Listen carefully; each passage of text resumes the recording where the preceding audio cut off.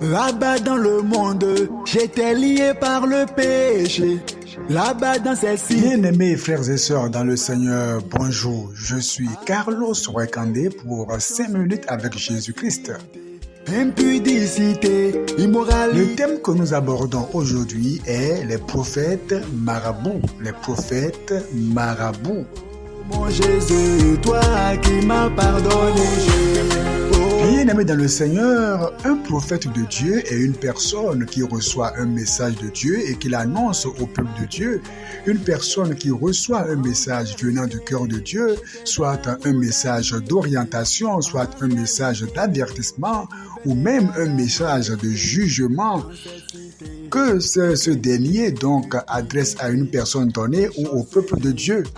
Un vrai prophète de Dieu n'invente pas les paroles. Un vrai prophète de Dieu ne parle pas tant que Dieu n'a pas parlé. Un vrai prophète de Dieu se tait quand Dieu termine de parler.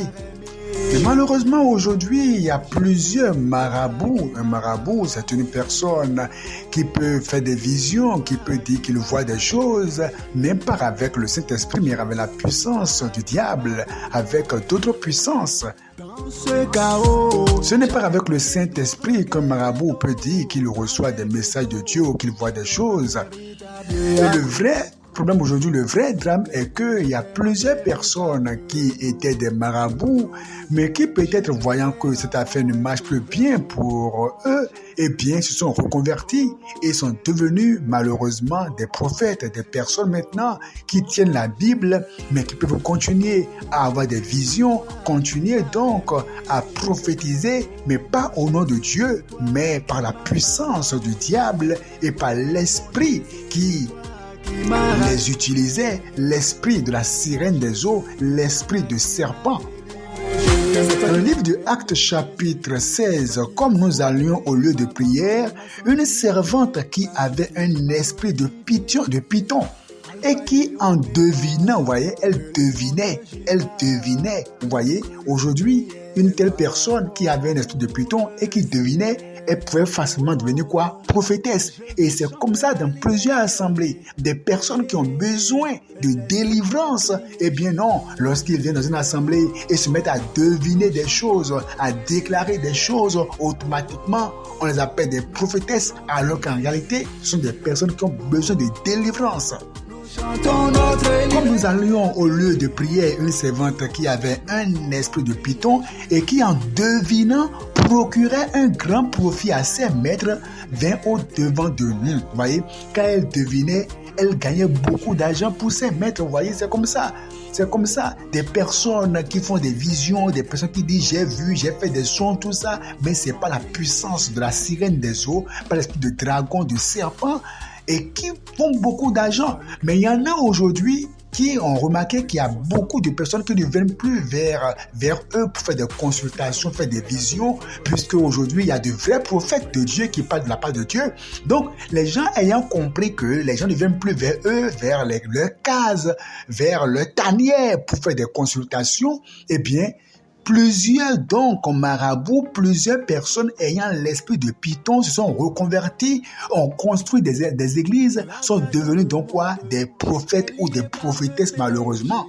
Là-bas dans celle-ci. Et se mit à nous suivre, Paul et nous. Elle criait, ces hommes sont les serviteurs du Dieu très haut et ils vous annoncent la voie du salut. Elle fit cela pendant plusieurs jours. Paul, fatigué, se retourna et dit à l'esprit, je t'ordonne au nom de Jésus-Christ de sortir d'elle. Et il sortit à l'heure même. Plusieurs personnes se disent des prophètes, des prophétesses, mais c'est des marabouts. Ce sont des personnes qui ont l'esprit de Satan. Et normalement, il faut qu'ils passent par la délivrance. Par la délivrance. Et ce sont parfois des personnes même qui parfois en pleine prière, sous l'effet de l'onction du Saint-Esprit, tombent à terre. Mais les hommes de Dieu refusent de voir clairement, pouvaient passer ces soi-disant prophètes ou prophétesses par la délivrance. Vous devez comprendre qu'il y a plusieurs aujourd'hui qui consultent, qui font des consultations, qui devinent des choses, pas avec l'esprit de Dieu, mais avec l'esprit du diable, et qui donc peuvent manipuler votre destinée, manipuler votre vie.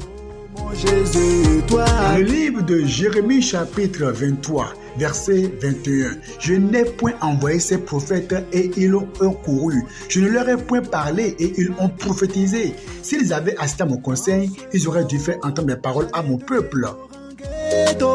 Verset 25. J'ai entendu ce que disent les prophètes qui prophétisent en mon nom le mensonge, disant j'ai eu un songe, jusqu'à quand ces prophètes veulent-ils prophétiser le mensonge, prophétiser la tromperie de leur cœur.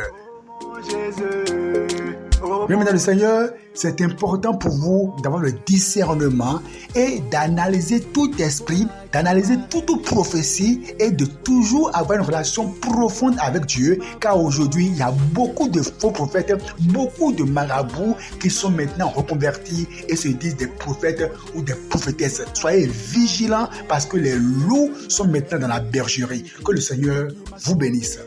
Pardonnez, m'a sanctifié,